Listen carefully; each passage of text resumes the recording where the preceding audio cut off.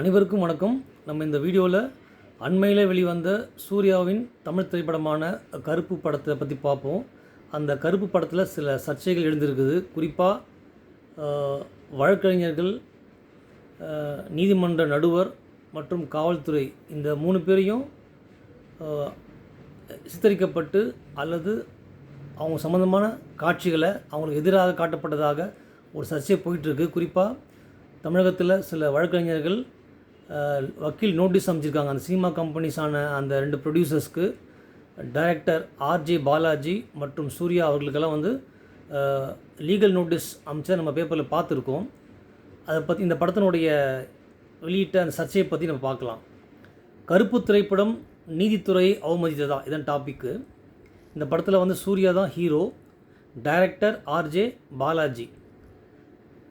So நீதிமன்ற delay ஃபேக்ட்ரியா, வக்கீல்கள் மீது கருப்பு தாக்குதலா, மேஜிஸ்ட்ரேட் கூட லஞ்சம் அமைப்பாக காட்டப்பட்டாரா, பாதிக்கப்பட்டவரின் பொருள் யார் சாப்பிட்டார்கள், சினிமா பெயரில் நீதித்துறைக்கு அவமதிப்பா. இந்த படத்தில் பார்த்திங்கன்னா கேரளாவிலேருந்து ஒரு அப்பா தன்னுடைய மகளும் வராங்க. தன்னுடைய மகளுக்கு சிகிச்சை பெறுவதற்காக சென்னைக்கு ட்ரெயினில் வராங்க. வரும்பொழுது 60 சவரன் நினைக்கிறேன் அந்த நகைகளை கொண்டு வராங்க.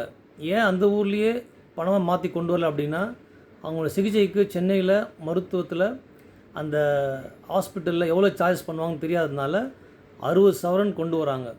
கொண்டு வரும்பொழுது ட்ரெயினில் வந்துட்டுருக்காங்க. வரும் வழியில் பேசின் பிரிட்ஜுக்கிட்ட ட்ரெயின் சிக்னல் நிற்குது. அவுட்டர்ஸ் நிற்கும் பொழுது ஒருத்தர் சொல்கிறார், ட்ரெயின் கிளம்ப லேட் ஆகும்னு சொல்கிறாரு. இதை நம்பி அந்த அப்பாவும் தம் மகளும் பேசின் பிரிட்ஜில் ஸ்டேஷனில் இறங்குறாங்க. இறங்கின கொஞ்ச நேரத்துலேயே திருடர்கள் கைவரிசை காட்டிடுறாங்க. உடனே ஸ்டேஷனில் கம்ப்ளைண்ட் தராங்க.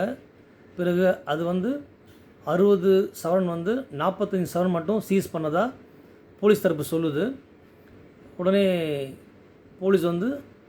போலீஸில் அங்கே ஒருத்தர் என்ன விசிட்டிங் கார்டு, ஒரு அட்வொகேட் விசிட்டிங் கார்டு கொடுக்குறாரு. அவர் தான் ஆர்ஜே பாலாஜி, அவர் அட்வொகேட் அந்த படத்தில். அவர் போய் பார்க்க சொல்லி ஒரு விசிட்டிங் கார்டு கொடுக்குறாரு. அவர் என்ன பண்ணுறாரு, இவங்களுக்கு ரிட்டர்ன் ஆஃப் ப்ராப்பர்ட்டி போட்டு அந்த 45 சவரன் வாங்கித்தர முயற்சிக்கிறாரு. இதுதான் கதை. அதை பெறுவதற்கு அவர் என்னென்ன குறுக்குவழியில் ஈடுபடுகிறார், யாரை பயன்படுத்துகிறார், யாரை சித்தரிக்கிறாங்கன்னு சொல்லி தான் இந்த படம் காட்டப்பட்டிருக்கு. அதை பற்றி நம்ம பார்ப்போம், முழுவதும் பார்க்கலாம் வாங்க. அன்பான நண்பர்களே, இன்று தமிழ் சினிமாவில் பெரிய விவாதமாக மாறியுள்ள கருப்பு திரைப்படத்தை பற்றி பேசப்போகிறோம். இந்த திரைப்படத்தில் ஒரு பாதிக்கப்பட்ட நபரின் சொத்து அல்லது பொருள் நீதிமன்றம் மூலம் திருப்பி வழங்கப்பட வேண்டிய சூழல் காட்டப்படுகிறது. அதனால் அந்த பொருளை திருப்பி வழங்குவதற்கு போலீஸ் தாமதப்படுத்துகிறது. வக்கீல்கள் தேவையற்ற முறையில் வழக்கை இழுத்தடிக்கிறார்கள். மேஜிஸ்ட்ரேட் கூட செயலற்றவராக காட்டப்படுகிறார். மேலும் பாதிக்கப்பட்டவரின் வக்கீல் மற்றும் அவரின் கூட்டாளிகள், அதான் அட்வொகேட்ஸ், அவனுடைய junior advocates, biryani, cigarette, parcel உணவுகள், செலவுகள் அனைத்தையும் பாதிக்கப்பட்டவரிடமே வாங்கி கொண்டு பயன்படுத்துவதாக காட்டப்படுகிறது. கிட்டத்தட்ட ஒரு 6 months அந்த ப்ரொசீடிங்ஸ் போகுது, ரிட்டர்ன் ஆஃப் ப்ராப்பர்ட்டி ப்ரொசீடிங்ஸ் போகுது. அந்த 6 monthsக்குள்ள பார்த்திங்கன்னா 10 lakhs மேலே இந்த எக்ஸ்பென்ஸ் எல்லாம் செலவானதாக அந்த விக்டிம் தரப்பு சொல்லுது. இதன் மூலம் திரைப்படம் என்ன சொல்ல முயற்சிக்கிறது அப்படின்னா, நீதியை பெற நீதிமன்றம் செல்ல வேண்டாம், அங்கே எல்லோரும் உங்களை சுரண்டுவார்கள் என்ற கருத்தா, கேள்விக்குறி. இதுதான் இன்றைய பெரிய கேள்வியாக எழுகிறது இந்த படத்தை பார்க்கும்பொழுது. நீதித்துறையின் மீதான நம்பிக்கை குறைகிறதா? ஒரு சாதாரண மனிதன் நீதிமன்றத்துக்கு செல்வது ஏன்?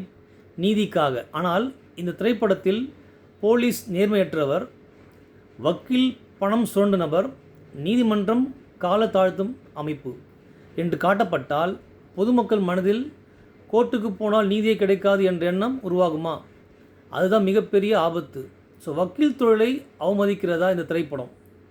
தமிழ்நாட்டில் ஆயிரக்கணக்கான வழக்கறிஞர்கள் குறைந்த கட்டணத்தில், சிலர் இலவசமாக, சிலர் மனிதநேய அடிப்படையில் மக்களுக்கு உதவி செய்கிறார்கள். ஆனால் திரைப்படங்களில் சில நேரங்களில் வக்கீல்கள் இஸ் ஈக்குவல் டு மோசடி, வக்கீல் இஸ் ஈக்குவல் டு தாமதம் செய்பவர், வக்கீல் இஸ் ஈக்குவல் டு பணம் பறிப்பவர் என்ற ஒரே மாதிரியான நெகட்டிவ் இமேஜ் உருவாக்கப்படுகிறது. இந்த திரைப்படத்திலும் வாடிக்கையாளரின் பணத்தில் பிரியாணி சாப்பிடும் வக்கீல் என்ற காட்சிகள் வருவது முழு வழக்கறிஞர் சமுதாயத்தையும் கேவலப்படுத்துகிறதா என்பது விவாதிக்க வேண்டிய விஷயம். மேஜிஸ்ட்ரேட் மற்றும் நீதிமன்ற நடைமுறைகள் தவறாக காட்டப்பட்டதா?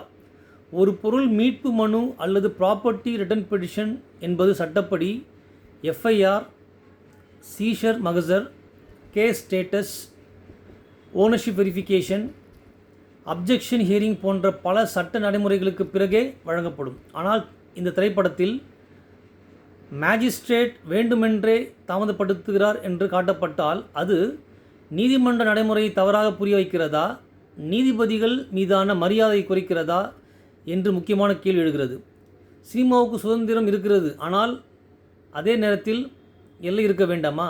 ஆம், சினிமா சமூகத்தை விமர்சிக்கலாம், ஆனால் நீதிமன்றம், நீதிபதிகள், வழக்கறிஞர்கள், காவல்துறை இவர்களை முழுமையாக ஊழல் அமைப்பாக காட்டப்படுவது சமூக நம்பிக்கை பாதிக்குமா?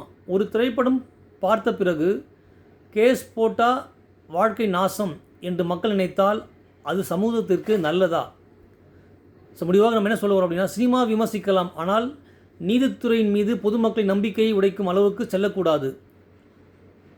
இன்று கேள்வி: கருப்பு ஒரு சமூக விமர்சன படமா அல்லது நீதித்துறை எதிர்மறைவாக சித்தரித்த படமா? இதற்கு பதில் சொல்ல வேண்டியது சட்ட நிபுணர்கள், பார் அசோசியேஷன்ஸ், பொதுமக்கள் மற்றும் நீதித்துறையை. ஸோ இந்த படத்தில் காட்டக்கூடிய சில விஷயங்கள் ஒட்டுமொத்த வழக்கறிஞர் சமுதாயம் பாதிக்கப்படுது தான், கேள்விக்குறியாகுதுன்னு தான் நம்ம சொல்ல வர்றோம்.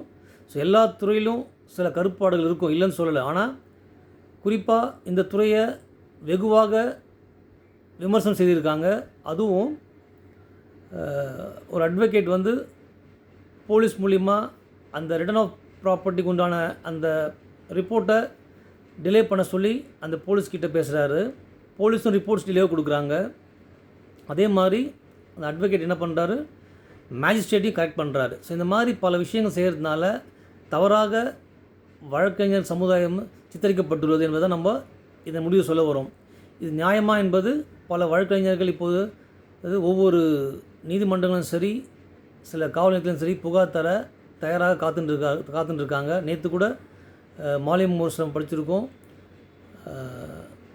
பிஜேபி சார்ந்த ஒரு வழக்கறிஞர், சினிமா ப்ரொடியூசரால் இந்த கருப்பு படத்தினுடைய திரைப்பட தயாரிப்பாளரான 2 தயாரிப்பாளர்கள் மீதும், இந்த படத்தை இயக்கிய ஆர்ஜே பாலாஜி மீதும் மற்றும் சூர்யா மீது, ஆக்டர் சூர்யா மீதும் அவங்களுக்கு லீகல் நோட்டீஸ் அமைச்சிருக்காங்க. அந்த ரிப்ளை பெற்ற பிறகு ஒரு வழக்கும் தாக்கல் செய்ய வாய்ப்பு இருக்குது. என்ன நடக்குதுன்னு பொறுத்து பார்ப்போம். உங்களுடைய கமெண்ட்ஸில் பதிவு பண்ணுங்கள். பிடிச்சிருந்தால் லைக் பண்ணுங்கள், ஷேர் பண்ணுங்கள், சப்ஸ்கிரைப் பண்ணுங்கள். நன்றி, வணக்கம்.